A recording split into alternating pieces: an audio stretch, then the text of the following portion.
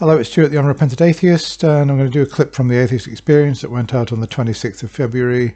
Got a call from Dave here, calling in, basically saying that there are prophecies in the New Testament which have come true, and after speaking for 5-6 minutes, he's finally going to give his prophecy. So let's go and have a listen to it and see if we can assess whether it's actually valid as a prophecy or not.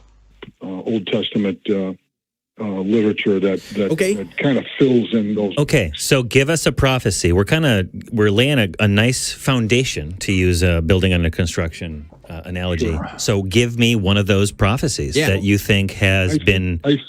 Go ahead. Yeah. I think that the book I really, there are three areas of scripture that I really like that seem to blend, and one is is Nebuchadnezzar's dream. Okay. It was, I guess, from a historical standpoint, do you guys believe that is there any validity to scripture historically? Like, was there a Nebuchadnezzar? I don't know.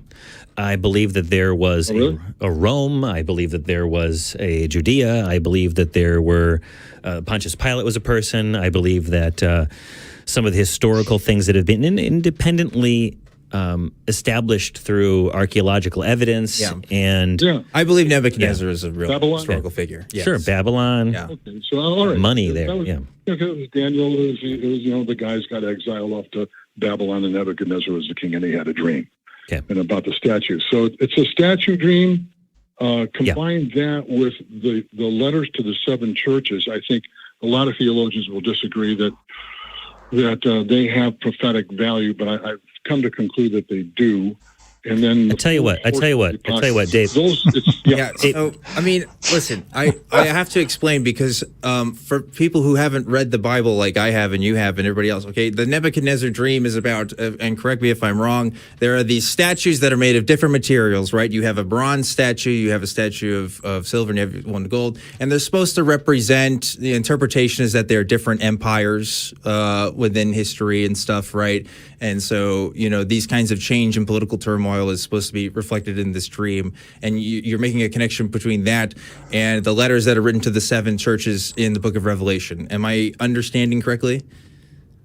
Well, you've almost got the statue right. It's not a number of statues. It's one. Sorry, it's one, but it's made of different parts. Yeah. That's what it is. Yeah. It's been a minute. It's been a minute since I've looked at Nebuchadnezzar's dreams. It's not what I read in the bathtub. Like, it's just kind of, it's just, it's stuck in the back. I hear dreams. I usually just kind of zone out. Like, it's not your go-to literature. No. Okay, so. So let me get down to the part of the statue. Please. It goes from the head of gold, shoulders and arms of silver. It goes to the midsection of bronze. Goes to the legs of iron. And then what's the interesting part, and a lot of theologians will still. I haven't found many at all. Few who get this particular nuance when it gets down, because the legs of iron empire, but then the Roman Empire started dissolving right around 600, and what began happening was that your houses of Europe began developing, all the houses of royalty. And I'll read this one verse. It's verse 41 in the second chapter of Daniel. It says, "Whereas you saw the feet and toes, partly of potter's clay and partly of iron. The kingdom shall be divided, yet the strength of the iron shall be in it. Just as you saw the iron mixed with ceramic clay, and as the toes of the feet were partly of iron and partly of clay, so the kingdom shall be partly strong and partly fragile. As you saw iron mixed with ceramic clay, they will mingle with the seed of men. They will mingle with the seed of men, but they will not adhere to one another, just as iron does not mix with clay." That was, to me, a key verse. Okay. Because what you're looking at is that segment of history going from around 600 down to the First World War. Okay. The First World War, holy shit, that's a big amount of time. That's like most of recorded history.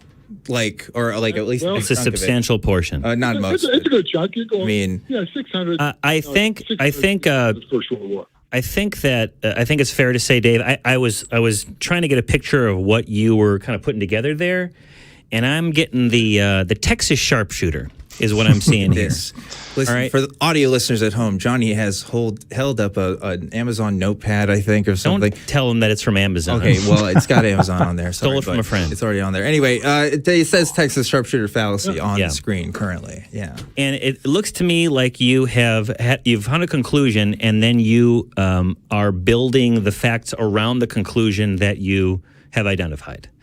And so it's what it looks like, because I think that if you were to look solely at Nebuchadnezzar's dreams, and without looking at it in the text itself, it would not lead you to determine that those particular empires were the specific empires that were being talked about.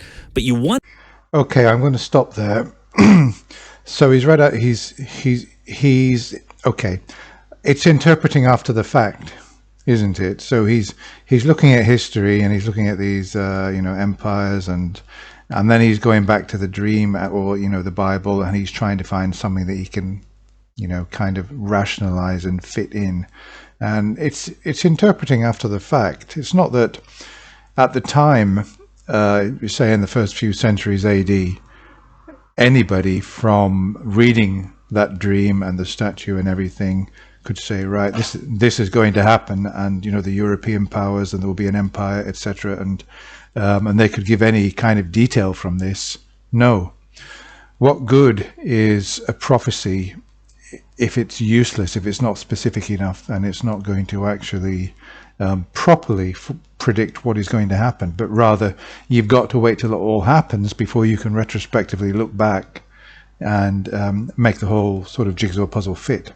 It's this guy actually sounds, he's got a kind of intelligent sound about him, but what he believes is so utterly preposterous that, well, he's 76 years old. As he said, he's heavily involved with the church, and he believes this stuff. It's not to me a convincing prophecy. I haven't heard any convincing prophecies from the Bible.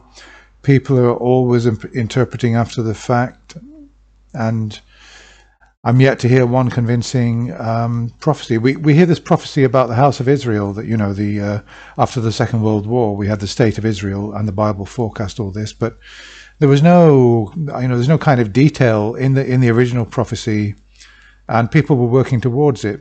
So, still an epic fail for biblical prophecy. I don't find it convincing at all. This call actually goes on for at least another 10 minutes, so I'm going to spare you that.